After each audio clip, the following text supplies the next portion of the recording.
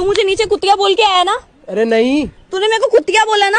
अरे नहीं बोला। तूने मुझे कुतिया कैसे बोला? अरे एक तो ये भौंकना बंद कर। हौवे ऊपर बिहार यूपी बढ़ जाई तोहरो बीपी लगबू ऊपर नीचे हाथे जो सही लागब कस के चापे। तनिको दम रहल ना। कौन चीज? हाँ तनिको दम रहल ना उ मुर्गा के पाख में। हाँ चुम्मा ली है 1 लाख। अरे देसी घोटा लगबू मारे पलटी गरम गरम राख में ले हम चुम्मा 1 लाख में।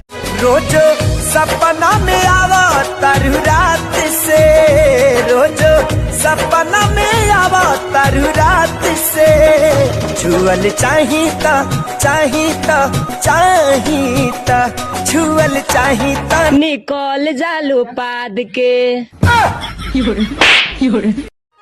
धोना हिस्सा दिहल कर बबुआए ना। আহিल बड़ नाचे सोहर ससरा नले मजा नहीं है। हगला से ज्यादा मिली पदला के जाम। म्यूजिक।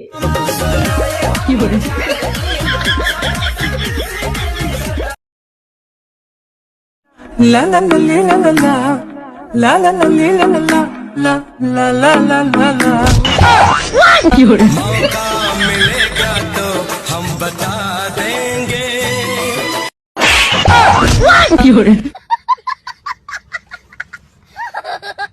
हमर मलवा जिंदाबाद जिंदाबाद जिंदाबाद रोहितवा के मलवा जिंदाबाद जिंदाबाद जिंदाबाद। चल अब बोल तोहर मलवा मुर्दाबाद।